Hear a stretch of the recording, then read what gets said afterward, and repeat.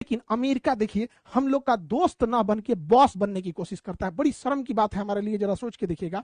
एक Tapi gas pipeline है, ये देश का नाम है शॉर्टकट में, तुर्कमेनिस्तान, अफगानिस्तान, पाकिस्तान और इंडिया। तुर्कमेनिस्तान से गैस पाइपलाइन चलती है, वो पाकिस्तान, अफगानिस्तान जाती है, फिर पाकिस्तान आती है, फिर पंजाब के फाजिल्का तक आती है। यही वो गैस पाइपलाइन है। तो इसलिए Turkmenistan, Afghanistan, Pakistan, India, Turkmenistan, Afghanistan, Pakistan, India, इसलिए इसे हम तापी कहते हैं। इससे गैस पाइपलाइन आता है। भारत ने प्रस्ताव दिया कि क्यों ना हम लोग एक और पाइपलाइन ईरान से लेके चले आए भारत के लिए, वो नजदीक भी पड़ेगा, यहां ईरान से पाकिस्तान होते हुए अब भारत क्यों ना चला है। तो ये छोटा पाइपलाइन है। अब चूंकि इस पाइपलाइन की सुरक्षा पाकिस्तान भी करता है, क्योंकि पाकिस्तान भी इससे गैस लेता है, तालिबान भी गैस लेता है, तो वो सुरक्षा करेगा।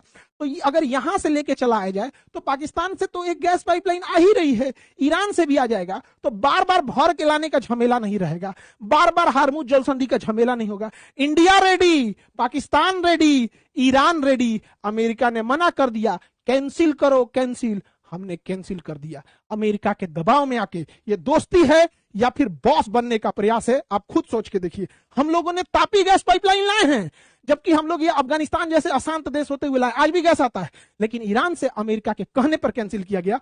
2019 में अमेरिका ने हम लोग के ऊपर ऐसा दबाव बनाया कि हमें पीछे हटना पड़ा। आप एक स्वतंत्र देश के नागरिक होकर सोचिएगा, 2019 में ईरान हमें 12% कम रेट पर पेट्रोल देता था, 12% कम रेट पर देता था।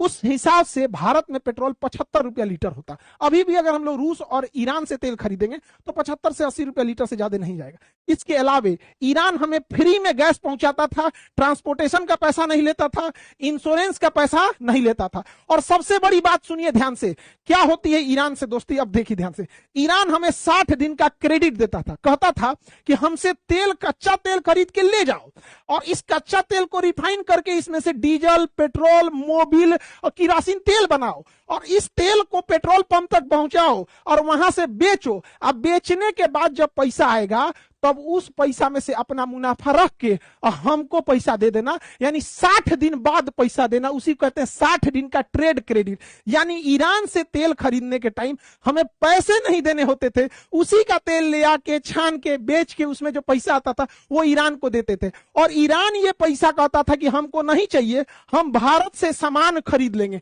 यानी वो करे तेल पैसों नहीं लगता था। और जो पैसा एक्स्ट्रा बच भी जाता था, ईरान कहता था कि हमको डॉलर में मत दीजिए, हमको वह पैसा रुपया में लौटा दीजिए, यूको बैंक के थ्रू में। तो इससे भारत को फायदा होता था। देखिए, नोट छाप के गरीबी आप तभी दूर कर सकते हैं जब आपका नोट आपके देश के बाहर भी एक्सेप्ट किया जाए। अगर आपका नोट आपके देश के बाहर एक्सेप्ट नहीं हो रहा है तो आप नोट छाप के गरीबी नहीं दूर करेंगे, बल्कि महंगाई बढ़ जाएगी। अमेरिका नोट छाप के अपनी गरीबी कुछ हद तक दूर कर सकता है, कर्जा चुका सकता है, क्योंकि अमेरिका का डॉलर पूरी दुनिया में यूज होता है, लेकिन हमारा रुपया पूरी दुनिया में यूज होने ही नहीं देता है, इसलिए हम नोट नहीं छाप सकते हैं। तो इसीलिए अमेरिका कहता है कि जब तक डॉलर रहेगा अमेरिका कभी गरीब नहीं होगा।